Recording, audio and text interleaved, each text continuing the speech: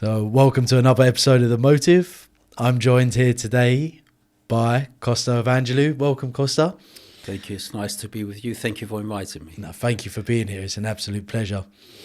So Costa, you're a man of many talents. Could you tell us a little bit about yourself? Just a little overview before we start really exploring the finer detail.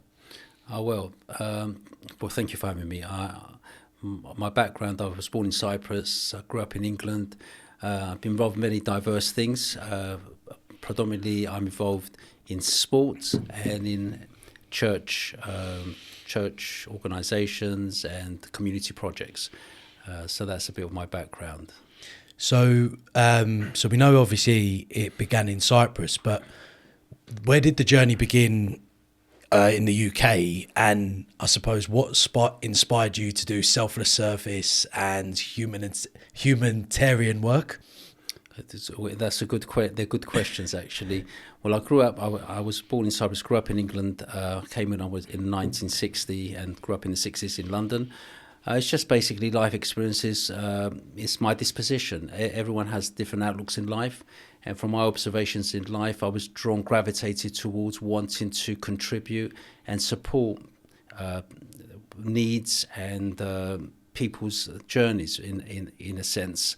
And also because I had challenges growing up as well, I wanted to help alleviate other people's challenges. So through my experiences and how I overcame certain things, I wanted to impart that kind of process and experience into other people's lives to make people's lives better and improve their lives. So that was the background that drove me to wanting to work within different humanitarian and community projects. So was it mainly with religion, or was it in other community areas, or was there any specific places that you used to do this sort of work with? Well, the foundation underlying everything was my faith and my belief in God, and believing that, looking at, as an example for myself, Jesus's character, how he was compassionate, he was loving, he helped people overcome their difficulties through miracles oftentimes, but seeing his nature, he was loving, forgiving, compassionate, and things like this. And there were attributes that I wanted to embrace. So that was very much the kind of attitudes and virtues that drove me.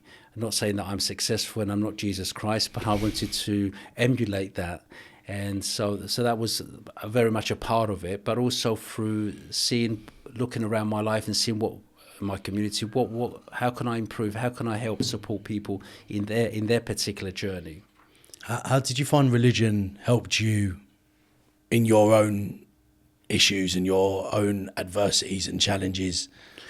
Well, with religion, it's about, as I said, it's about faith. It's all about faith, and as I was growing up, because my mother and my grandmother were women of faith, they used to fast, used to attend church and so forth. I saw their example as well.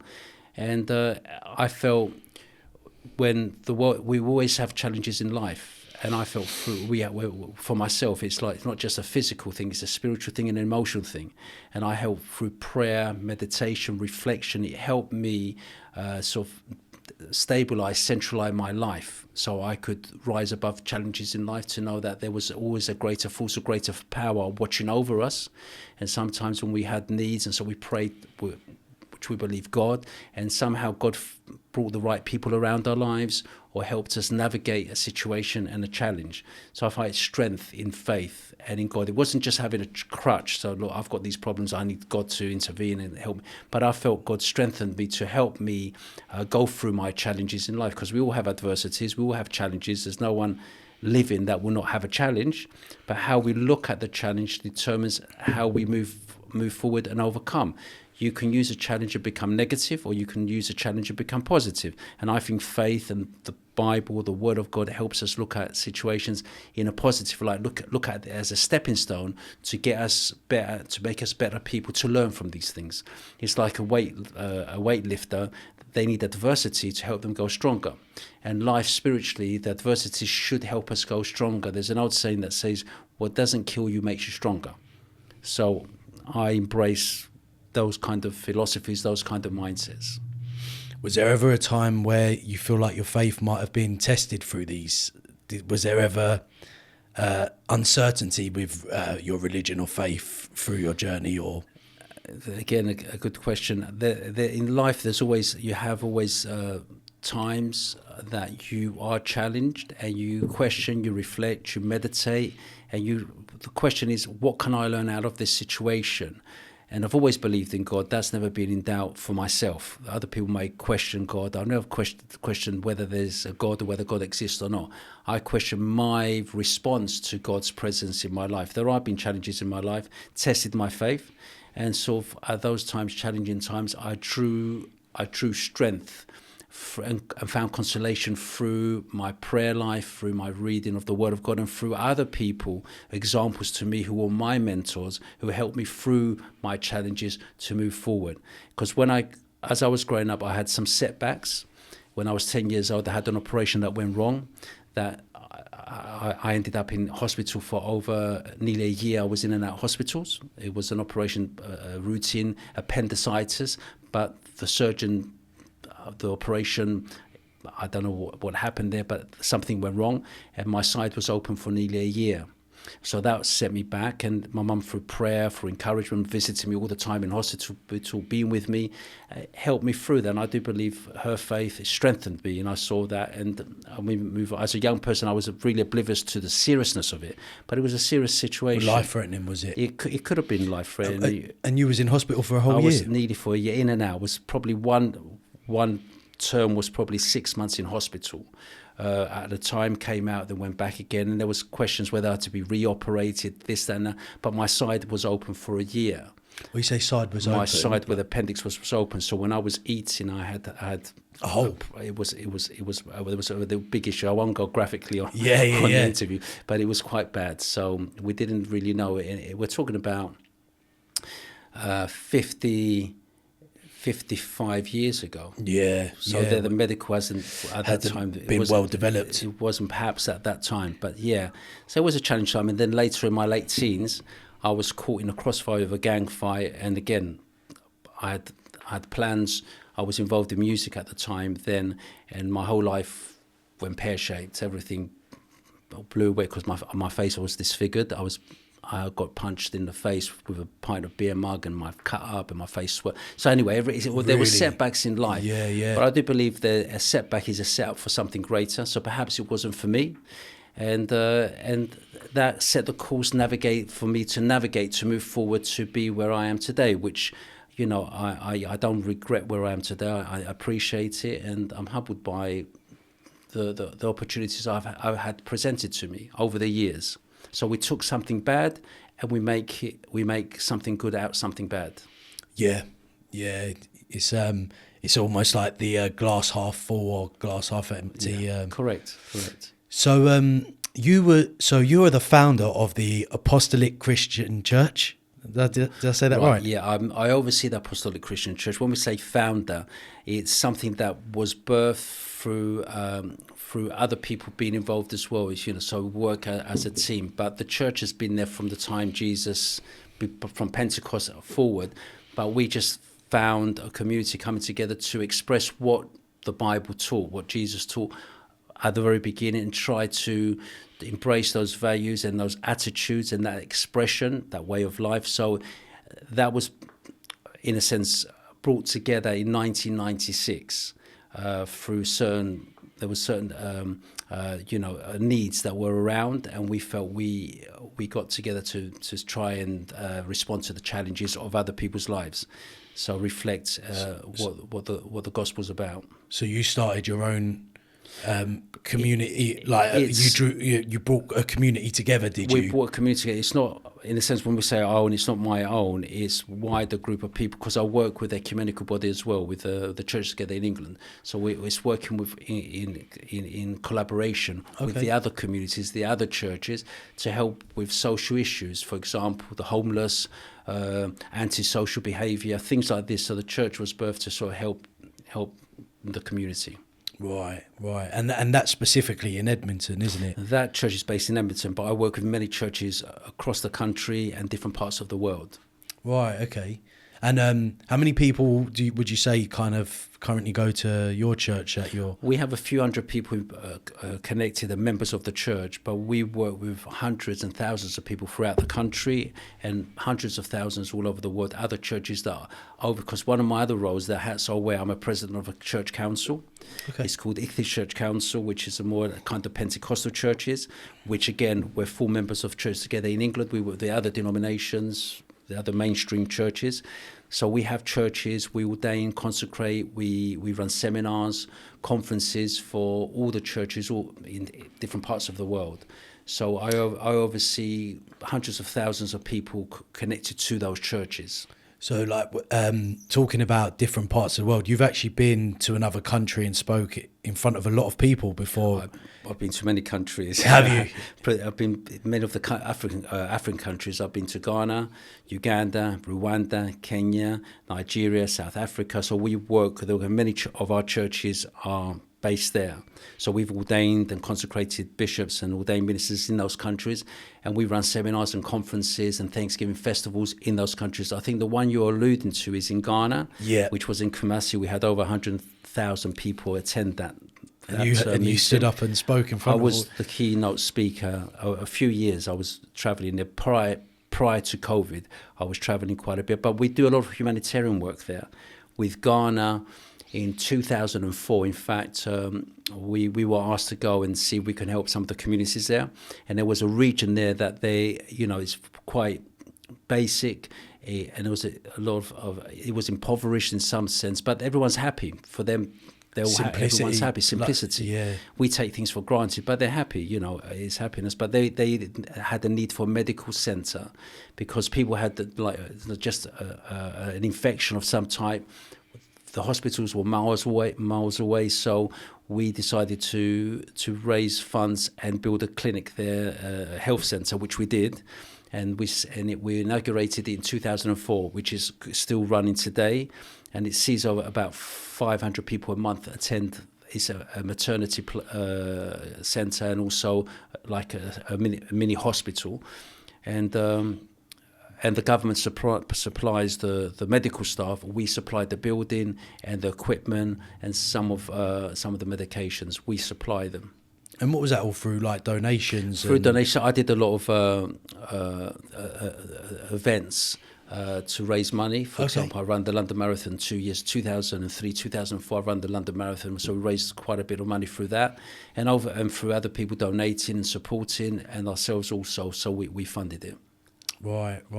And obviously, I understand your belief with faith, but what kind of drove you to going to all of these different places and helping all of these different places? Why not keep it quite local to where you was? It was by default. Was it? It's not something I said, you know what, I want to go to Africa, I want to go to America, I want to go to... It wasn't that. It was I started doing something locally, and then you have connections, you join the dots, the word and spreads. then doors open, word spreads, and then other people ask for your assistance, your help, and we, according to resources that we have, we can help, and conviction as well. So, for example, when you go and see something, if you can help, you help, but it's by default. I'll give you a little like illustration, like a little sort of like a little story to show you what I mean by things happen unexpectedly. I was just recently in Cyprus. I just came back from Cyprus a few weeks ago, so I went to officiate a wedding in Cyprus, and I was with my daughter and my two grandchildren, and we were traveling around together, just going to different shops, supermarkets, and while in the course of that, going to just do regular, just menial things, we went to a supermarket, and there was a lot of dogs running around, the stray dogs, and there was one limping, and my daughter had compassion. She said, "Oh, Dad, we can't leave the dog here. Can we help him?" Now, I wasn't planning to adopt a dog. I wasn't planning. I'm not comparing this to my humanitarian work. I'm just giving you one example of things happen out of being planned. So I looked at the dog, and there was compassion. So I said, okay, when I knew that when you intervene in someone else's need, you have to assume responsibility. And that responsibility implies not just your time, but also your finances, and sort of like your effort. So by deciding to intervene in that issue, that poor animals struggle, it meant that it would cost us something. So we took the dog to a vet. The vet examined it, gave it all the treatment, his rabies shot, vaccines and all the different things. And then we put word out on social media, and we got a lot of assistance. It was amazing, overwhelming how many people involved to help us. We sent him to a dog sanctuary. We got him a passport. He's there now, and hopefully he'll be joining us in London in September. Now, I didn't plan. Yeah. You don't go to your wedding. And it just happened. And the same thing, and I'm not comparing this in no way to the needs of humanity, people, but I'm saying if you have the qualities of compassion and you care, you can't ignore the needs around the world. So that's what, when you ask the question, how did it happen that I travel overseas and do different things? It just happened. One door opens another door, and then when you connect with that, then you feel responsibility and you want to do something. So you have to make the effort to not neglect people. You help. And how when you done like the work in Ghana, how did you find it affected the people that you were helping? Well, there's people there, I believe, alive today that would not be alive if the clinic was not there. Because I'll give you an example. When they showed us the land, because when we went there, we were looking for the land. We asked them to donate the land, and we fund the clinic. Obviously, not going to be our clinic. It's going to be their clinic. It's going to be their land. So we said to the chiefs in the area, because things in Ghana cannot really happen unless you've got chiefs, endorsement and support and collaboration. So one of the chiefs in the area offered us the land, a few acres to use to build the clinic there in the eastern region.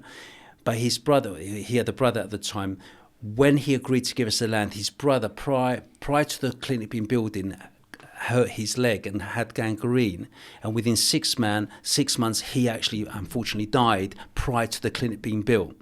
So it highlighted the importance that what was needed there. Healthcare. So now that the clinic's built, I believe women in childbirth, hemorrhaging can be attended to. There's other things that for us in England we take for granted. But something very small over there can become very serious. So that highlighted the important why that it needed to happen. So now I believe people in that area. For even the chief's, one of the chief's assistants, he was very poorly, and the clinic saved his life. So this is one of many examples that we're seeing, testimonials that we're getting feedback what's happening there. And how do you find the balance in life of looking after other people and trying to look after yourself? Well, you have to become, in a sense, when you wake up in the morning, you're not thinking about self. You become selfless, and that's part of the gospel message. Jesus Christ, the invitation he gives to us is deny yourself, take up your cross and follow me. Unfortunately, the Western world is full of egos. Me, myself, and I. It's all about me. The gospel is something different. It's about other people. And when you look at other people, you're really attending to yourself in the long term. You're helping yourself in a spiritual level and an emotional level. Because when you do something good, psychologically and emotionally and spiritually, you're benefiting, but you don't know it. So your focus was always making it about other people and focusing on being of service to other people than it was in the main to being of service to yourself. That was more of a byproduct of what came back to you. Serving other people, in the sense you're serving yourself, because we're part of humanity. So if I'm helping you, I'm helping myself. You're part of my nature. We believe we're made in God's image and likeness. If I'm serving you, I'm serving God. Right. You see? And the criteria that Jesus gave for me in the scripture. See, often people argue about denominations. I belong to this denomination. For me, it's not about denominations. It's about being Christ-like. For me, it doesn't, even religion, it's being kind. Values, being kind. And so Jesus said, when I was hungry, did you feed me? When I was naked, did you dress me? When I was in prison, did you visit me? And so, well, where did we see you hungry? Well, when you see one of, my brothers, you're serving me. So that's what it's all about. It's about serving the bigger plan. It's not just about me. There's more to life than meets the eye. Yeah.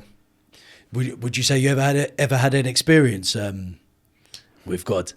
I've had many experiences. Have you? God, yes.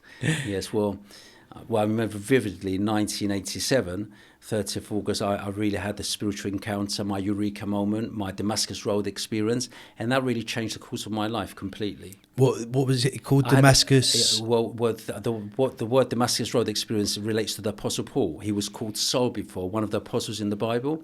In fact, he was on Damascus Road, he was persecuting the church, and on his journey to get a certificate to put the Christians into prison, Jesus appeared to him and changed his life, and we call that the Damascus Road experience. Right. So my Damascus Road experience, I would say, really took place on the 30th of August 1987. So it's like I love how specific. I love how specific that was. I remember it vividly because that changed the whole course of my life.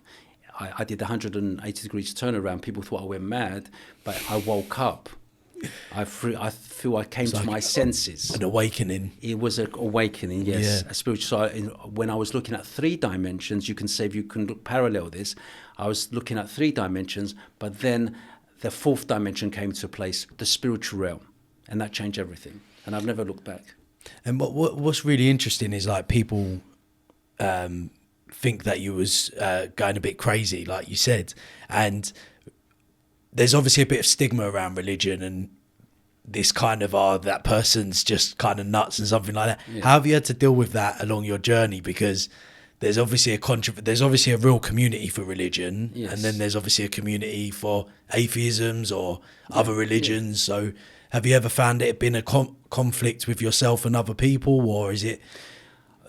No, that's a good question. It's in a sense people don't understand often. So I mean, people are afraid. They're afraid of change. They're afraid of maybe being challenged. Their ideologies might be challenged and things like that. For me, I look to try and be the best version I believe that God wants me to be. And I respect everyone, wherever the space they are, wherever place they are, it's up to them and they're on their journey. But for me, it's been the best version of what God wants me to be and how that's translated in my everyday life. And what was Christ like? He helps people in spite, not because. I don't say, I run projects. I don't say, well, you've got to be a Christian to come to my project. We support everyone. I work in interfaith. I speak at mosques, meetings, for example, Dialogue Society. I have a very good relationship with the Imam. I've got very good relationship with the Jewish community. So I don't discriminate anyone. All I want to do is what I believe is good to enrich someone's life. I don't like to get involved in political mindsets. I don't take sides. I meet everyone face value according to their merit, and that's the most important thing for me in my journey. So how people see me, I respect that. People may not understand me, but I don't let that occupy the space of my mind. Meaning whether people like me or dislike me, it doesn't matter as long as I'm being good to everyone. That's what's important. And so coming back to what faith is and prayer is not about changing other people.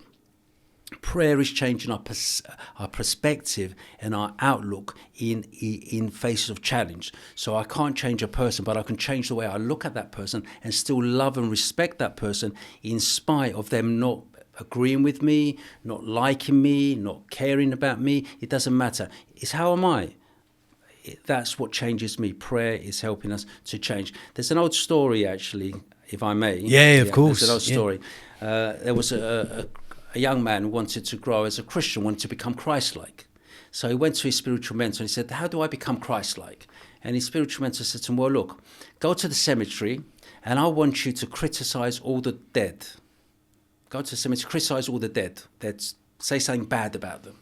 So he went to the cemetery and he said, oh, your grave is dilapidated, it's falling apart, it's not being tended to, weeds are growing, it looks terrible. And then he did what he had to do and he went back to his mentor and said, I've done it. He goes, now go back to the same cemetery and compliment the dead. So he went back and he was starting to say nice things about their tombs, about the dead, about, they must have had a good life and they were good people and their memory will be eternal. And anyway, and he went back to his spiritual mentor and he told him, I've done it. He says to him, so how do I become Christ-like? Because let me ask you a question, he said to him. When you went to the tomb, the grave, and you criticized the dead, what did they say to you? He said, nothing. He said, what did they do? He said, nothing. He goes, and when you went back and you complimented them, what did they do? He said, nothing. And he said, what did they say? He said, nothing. Because you go and do likewise and you shall become Christ-like. Right. So in the face of how people see you, whether good or bad, be still, be peaceful. And that's what being Christ-like is. Is that what it means? It means be still and know that I'm God. So you don't react, you don't drive an emotion, you're not driven by emotion, you're not driven by anger, you're not driven by compliments, pride, you're driven by the sense, humility. You're humble. You don't doing rise the right thing. because someone who compliments you today may criticize you tomorrow. How are you going to face that? You rise up in pride, then the next day you get angry. You don't. You're not like a sea, waves going up and down. You've got to be consistent, be still, be peaceful, in spite of how you see. And that way, you rise above things. You transcend, opinion, view, and things like that. Have you always been like that, or quite still and consistent, or have you kind of adopted this along your journey and learned it along the way? It's a journey of learning. It's a progressive science, if you like. Your experience help you shape you, and you learn and you grow. But importantly, the people around you to help sow and instill in you values and principles in your life, good qualities. I've had a lot of good, positive people around, and always gravitate towards people that you can enrich you. Because I always say, what doesn't add to your life takes away. And if you're around people that are always angry, always criticize, you can only give what you have. If you're an angry person, you can only give anger. If you're a peaceful person, you give peace. So gravitate towards your peace. But people today, they're momentarily, it's all their sensations. They want sensation. They want quick fixes. Sometimes it takes something good to come about. It takes some time. For example, if you want to be an eagle, it takes 30 or so, I don't know how many days to hatch the egg. If you want to be a chicken, it's 20 days to hatch the egg. So if you rush things, you're going to end up becoming like a chicken. You want to be an eagle, it takes longer. So the thing is that if you want to fly, take your time. If you want to just jump and fall back to the earth, rush ahead. So it's about pacing, about looking, about learning, about experiencing life, and not being too reactive all the time, short fuses. I've learned that through life. So speaking about Eagles, yes. Edmonton Eagles. Good. That was a good lead on. How did so have you always been? You're obviously big into boxing. You've got a massive passion for it. Your sons were both professional boxers. You also still manage a professional or two. Yes. How did you get into boxing yourself? Well, it was the sport I grew up with. I loved boxing. I wasn't really into football and other types of sport. Boxing was a sport. I don't know what it was about. It was about. It's a team, but it's also individual, because you fight through things in life yourself. And I always admired the great boxers. They were inspirational. I saw how they spoke, especially Muhammad Ali, and I always saw that the great fights of Joe Frazier and people like that. It was quite inspiring that you go in and you fight. Life is, I parallel that to life. Me too, like life, the four corners of the ring, as one of the announcers says, the four corners of the world. And it depends who you have in your corner will determine how well or bad you can do in the ring. We've got corner people around us who help us in life. So there's a lot of parallels there. They're metaphor, if you like, to life's journey. But I always like boxing because of the discipline, because of the fitness level. For me, boxing is the highest level, pinnacle of fitness, especially stamina, mindset, because boxing is not just about throwing punches, it's about strategy. It's like playing chess. And there's three golden rules, three principles I have when I train, because I'm a qualified England coach and I'm a qualified British Boxing Board of Control coach. And so 3 things I teach the group of people, or the people that I work with, is first of all, the first thing you need to work on is stamina. It's foundational. The second thing is defense. The third thing is offense. And now space, your ring IQ. So your stamina, if you don't have good stamina, however good technician you are, you're going to burn out. So you need to build on that stamina. There's no shortcuts. You can't do a 5-mile run in 2 minutes. You've got to put the effort in, and what you put in, you get out. So stamina. Then your defense, you have to understand how to defend the vital parts of your body. You have to know how to stand, your position, posture, balance, all these things. Then it's the offense. It's not just for anyone can throw a punch.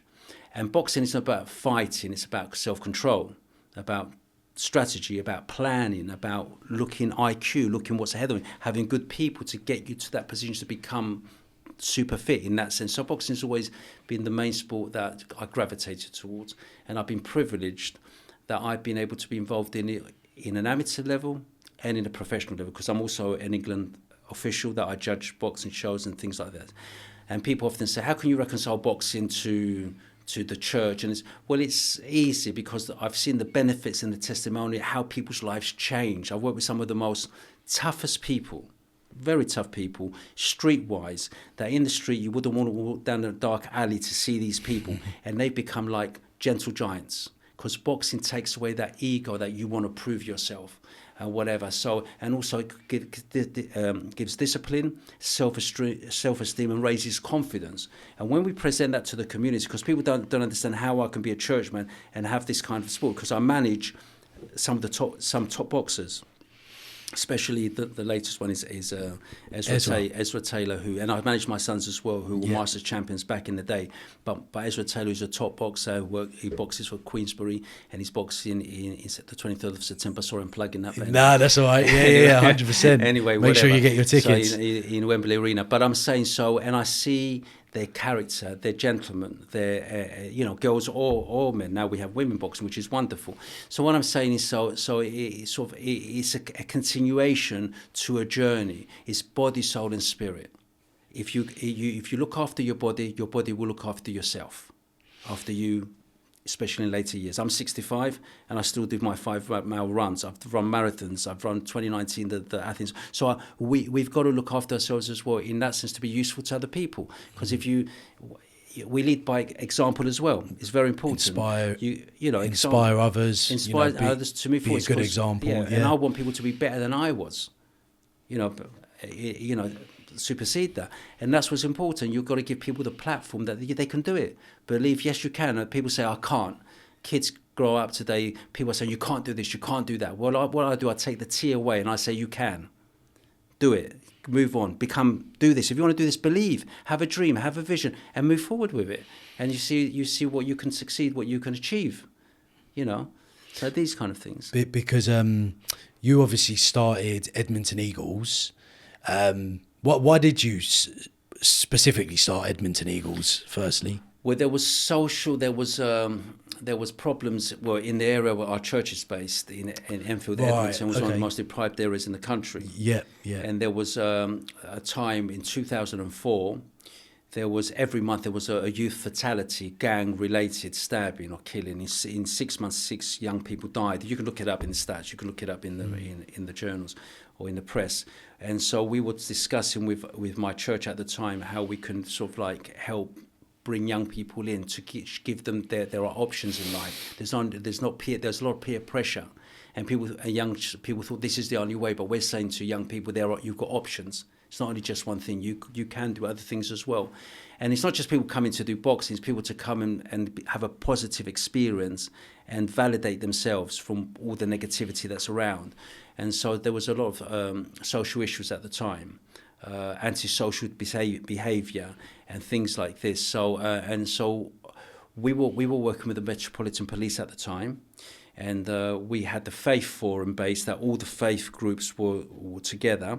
And there was a barrack commander at the time called Simon O'Brien who liked boxing as well. And because my sons were boxing, especially Christopher, who became national champion, and we decided, and I was with our senior minister at the time, Penny Efstathiou, who was very much keen to include the young people of the community. She mentioned it to the barrack commander, who he felt it was a great idea. So they supported us to start the project in 2004.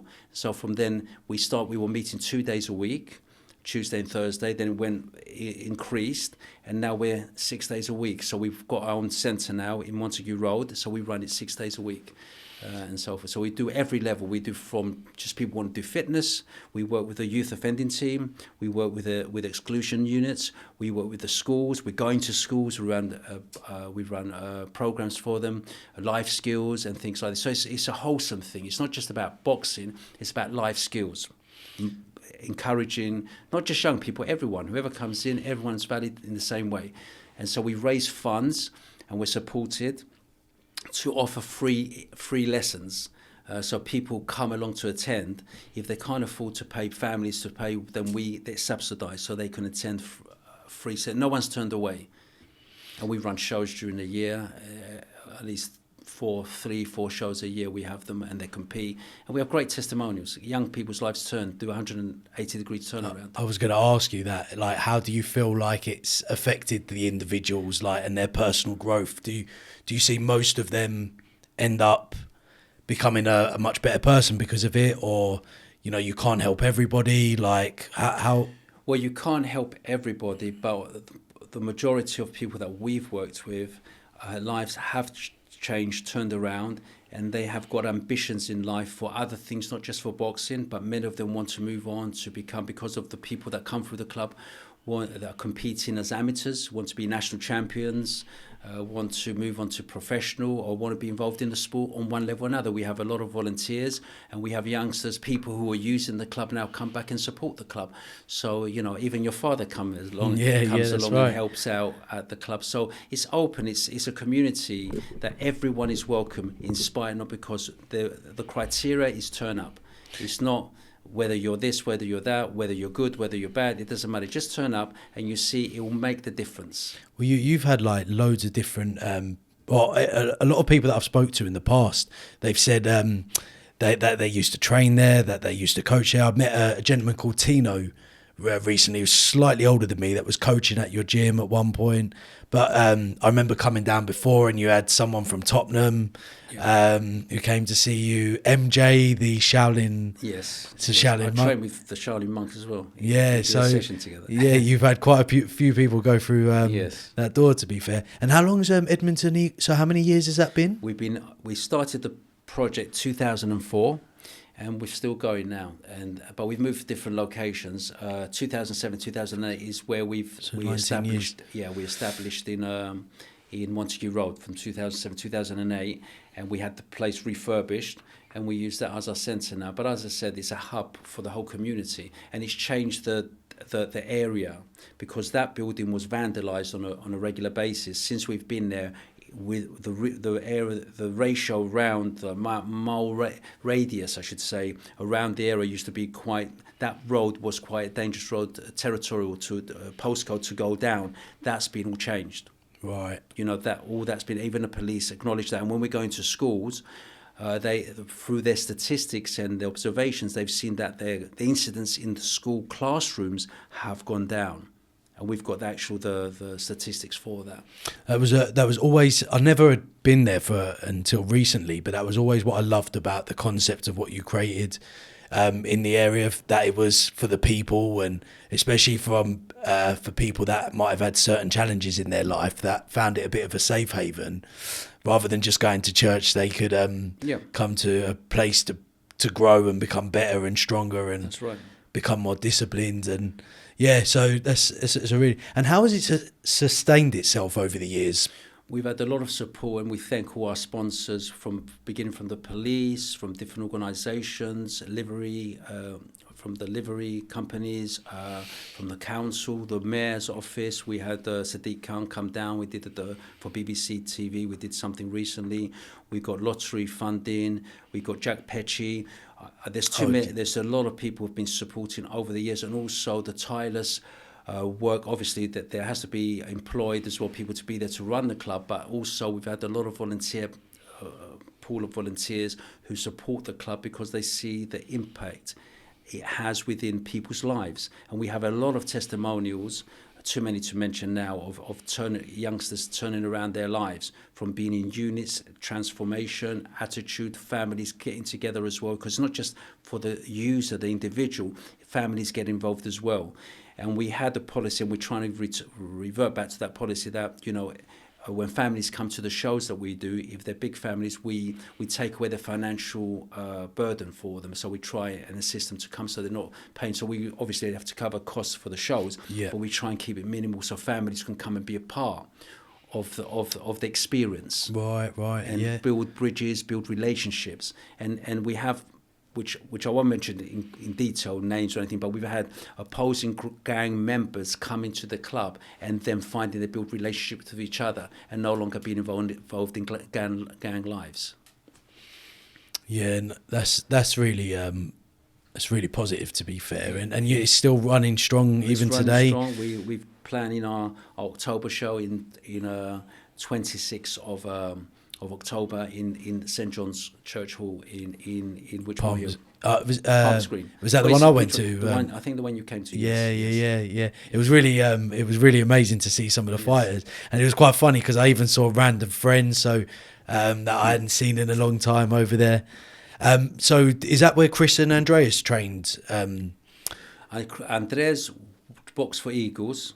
Christopher boxed for Haringey Boxing Club, Police Boxing Club.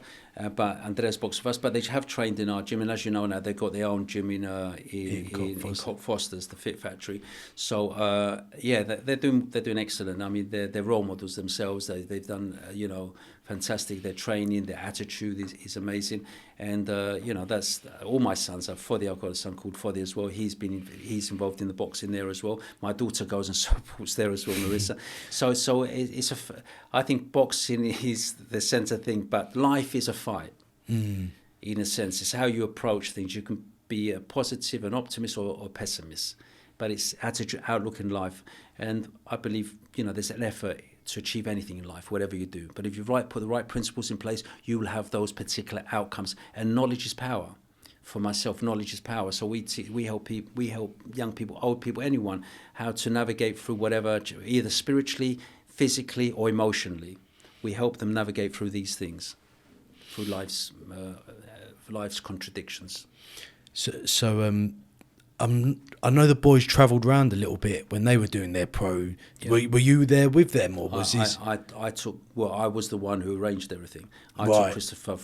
In fact, when he went for the Olympic qualifiers, I organised. He didn't know, but I booked myself and I went with him. I was with him throughout the whole process. I've been with him every country he's been to. I was there with him, from Pescara, Romania, Greece, America. You name it. I've been everywhere with him and Andrea in their career. Yeah, it's like, so, you're a religious man. You work at Edmonton Eagles. You were managing your son's career, so it was you were doing quite a lot, to be fair. You have to live life. The thing is, I officiate in the church, and when I'm asked to officiate a funeral service, I say this. I say, the tragedy in life is not that people die. The tragedy in life is that people haven't lived. And the thing is, you can exist or you can live. People more not exist. They go through the grind of life. But there is life. There is more to life. There's adventure in life. There's excitement in life. But, some people choose to procrastinate and not. But I encourage people to do things. Go out of your comfort zone sometimes. You find it's good. Yeah, 100%. Start a podcast. I've run 5 marathons. Right, it's like podcasts. I'm not comfortable. I don't really. I appreciate being with you, stuff like this. I'm happy to share some of my thoughts. But I did 5 marathons, London Marathon. I did 4 London Marathons, 1 Athens, and I'm contemplating doing another one. But anyway, that's something else. But when you're running a marathon, you come to a point where they call it, you come to the wall. Like, you go to a place your body wants to give up. And from then on, you're no longer running on your physical, you're running on your mental. It's your mental drives your physical. And life sometimes come out the comfort zone. You can say, I want to give up now. But when you finish when you cross the finishing line, you feel such a great relief, such a great achievement in yourself. And that's what life is about. Sometimes push yourself out of the comfort zone and you feel good about yourself. Or do something for someone else, not just for yourself. You'll feel good about it. I want to say this. I don't know how long we've got, but I'll just say a story. I was visiting a young man in hospital for a long period of time. And he wasn't speaking. He was underweight, quite considerable. He was about 7 stone. He was about 6 foot, but he went down to 7 stone. And he wasn't speaking. And the hospital was saying to me at that time, "Look, he hasn't got long to go." And I said, "Look, I believe there can be a turnaround." So I was visiting him on a daily basis to the point that everyone had enough of me and they wanted to get rid of me. But they said, "Why are you coming in?" I said, "Because of compassion. I don't want to, if I can do something to add to his life." So I was going, he wasn't eating. And my daughter came with me one day. She said, "Dad, why don't you get him some Kentucky?" So I bought him some Kentucky, whatever. I took him in the room. I left it there. We left the room. And we were looking through the window and he started eating. And that was the turnaround. And he started to eat. He started putting on weight, but he still wasn't talking. And there's a lot of politics going around, but I don't want to talk about that. I just tell the outcome. And so one day I came into the room. Sorry about that. That's okay. And he wasn't talking, and I felt the hospital didn't want me to go anymore. And I went into the room and I said, "Listen," I said to him, I called him by his name. I said, "Listen, they're going to stop me coming to visit you." So he turned around. The first time he spoke, he goes, No, they're not, he said to me. Sorry about that. Sorry, I'm just getting emotional. He said, no, they're not. I said, why? Because I told them the first time he spoke. And he said to me, why are you doing this? So I said to him,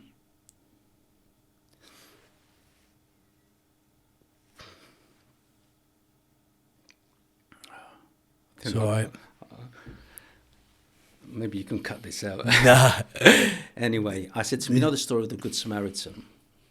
And he goes, oh yeah. He goes to me, I understand. He goes, oh yeah. I don't know if you know the story of the Good Samaritan, where there was a man afflicted on the wounded road, on the Jericho road, and a priest passed in and helped him, a Levite passed in and helped him, but a Samaritan who was his enemy stopped and helped him and poured oil and wine and put him on his animal and took him to the inn and paid for him to be healed. And I told him, I said, did you know this? And he goes, yeah, I know, but he didn't understand what I meant. What I meant was this. I was afflicted.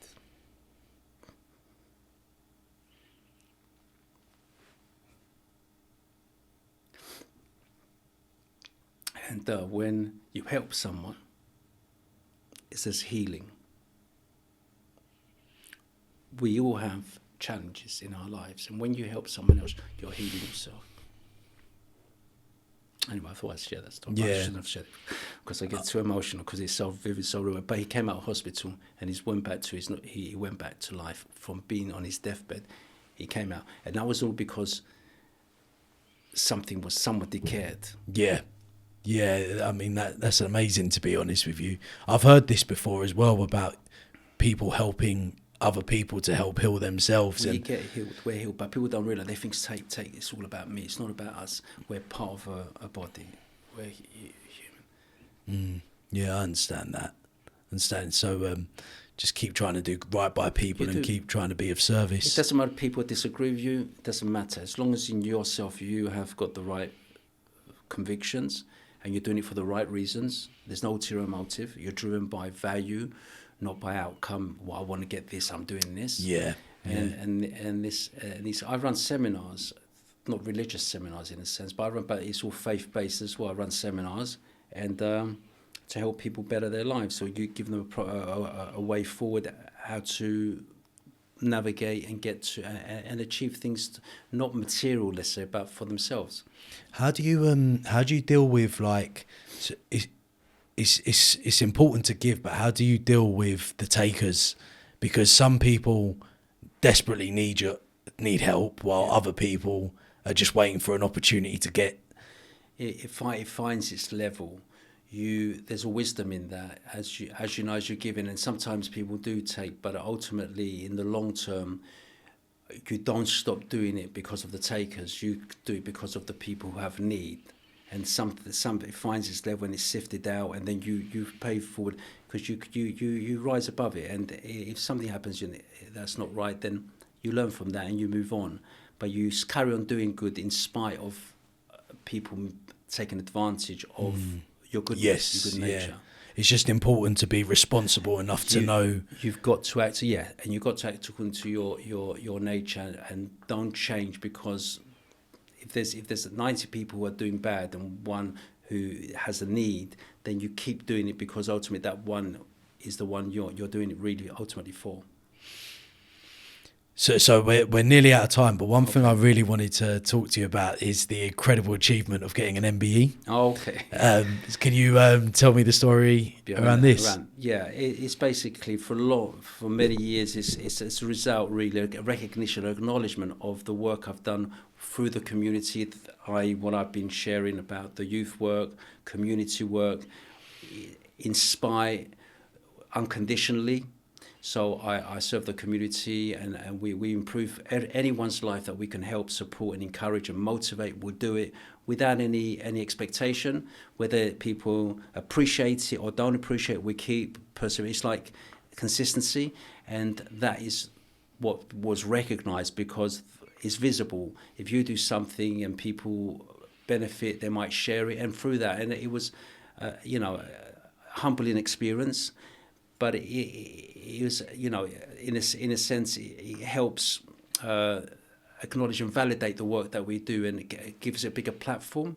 So and other people will support because of those accolades or that achievement. But it was an honour to receive that, and carry on, keep doing the work. So it's not finished because you receive something. It's not the end. It's a part of a journey, and I thank God for that, and I thank the royal family, I thank the palace for that, and so forth. And it's good because people acknowledge what you do. So keep doing good. So I encourage other people, keep doing what you're doing. It doesn't matter if people see it or not. You just do it. That's what's important. No, thank you for sharing that, by the way. And then the last thing I wanted to talk to you about was obviously Ezra Taylor. Yes. So he's fighting in September. In the 23rd of September. On the Joe Joyce Zhang card. Yeah. Undercard. Yes, he's boxing there. It's going to be 7th bout. Yes. It's going to be 7th bout. He's fighting. Currently 6-0, isn't he? He's 6-0, and he's fighting Joel McIntyre, light heavyweight, and we're expecting a good performance by him. An excellent. He's a consummate professional. He crosses the T's and dots the I's. He works very hard, tirelessly, and we've got high hopes for him. I believe him. He's a world super champion in waiting. It's just the right opportunities, and you'll see him raising the world title. I believe that's what I believe. Well, and it's for him to prove that I can do outside the ring, and he's doing what he can in the ring. We've got a great promotion. Frank Warren, Hall of Famer, who's a great promoter, great support, all the team. Andy Aylan, the Warrens, fantastic, great people to work. For me, it's great people to work with. I've worked with them before, and I'm great working with them now. I appreciate them. So it's a teamwork. It's not Ezra has to do all the work. Yeah, in the main, he's got to prove himself in the ring. But he's got everything he needs, all the tributes, and and he's a man of faith. He prays. He shows his character, reflects what his faith is, which is wonderful.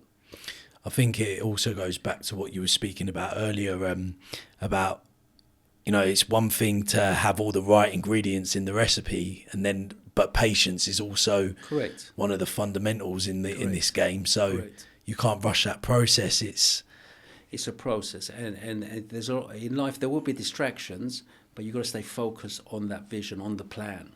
It's to get to that outcome.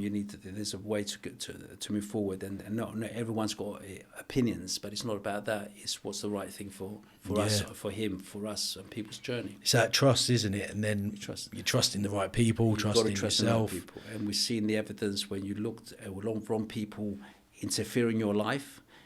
Things can go bad, as we've seen many examples through the media, through sports, in different ways, different lives. Not everyone is qualified to speak into our lives. Make sure you're the right people speak into your life. Not everyone has the qualification to have your ear and speak into your life. It's what the motive behind that. Why is that person? What is the motive behind it? Yeah. And we've got to be driven by values. I wrote a book called "Success is Not an Accident." In fact, I wrote it when I was with Christopher, when Christopher was training in the Mayweather gym in Las Vegas. I was in the casino. I was in the Airbnb, and I was there. And I thought, what do I do in Las Vegas? Because what happens in Las Vegas, they stays in Las Vegas. I didn't leave it. I brought it over here. I wrote a book called "Success is Not an Accident." So I thought, what are the elements, key ingredients to help people become successful? So I've outlined in the book. It's called "Success Not an Accident." I run seminars based on that thing. So I'm saying, so not everyone is qualified to speak in our lives. But I've raised some key principles in that to show what we need, the attitude we need to have to move on, move forward, and become the best we can become. Yeah, that's amazing. Thank you for sharing that. And success is not about material things. What does success mean to you? So success means to me have a peaceful disposition, enjoy the journey, because it's the journey, not the destination. Not the destination. Outcomes, detach from outcomes, enjoy the journey, and do what you feel convicted to do. As someone once said, if you do what you love, you never have to work a day in your life, sort of thing. That's the kind of mindset. So enjoy the journey. So don't change the carrot. You never catch it. So every day, maximize the day. Today, my time with you now is the most important time with you. I don't know, when I leave this studio, I don't know, it might be my last breath. Let's hope not. It might be the last words I say. So enjoy everyone we encounter, value them. Don't just look beyond them. Everyone is important. It's the same with boxing. When you say to a boxer, what do you hope to achieve? Well, the next bout is the most important, is the next bout. You don't look beyond that, because if you start looking beyond that, you're going to undermine that and undervalue it and not respect that. Then that could be a banana skin. That's right. Sideswiped, and then there's nowhere else. So every moment in life is important. Every person you meet, that moment with that person is the most important, because that's the only moment you have. It's a sequence of time. That's the only important time we have today. So when I'm speaking to you, I've got to value you, I've got to respect you, and I've got to be genuine with you and present. Yeah. You see? Yeah. So what I'm speaking to, I've got to say genuinely from my convictions. I'm not making up stories for you just to pass time. It's just important. Yeah. Well, thank you. I mean, we've covered quite a few angles today, and to be honest, I'm sure there was a few more things. Maybe we can do that as a part two. No, that's lovely. Thank you. I appreciate that. Thank you very much. Yeah, and good luck with Ezra's fight in September. Thank you, and I hope you're going to be there. Yeah, I'll do my best to. Yeah, I'll be in the corner with you. That's lovely. Yes. No, thank you, Costa, and appreciate your time today. Great experience being with you. Cheers. Thank you.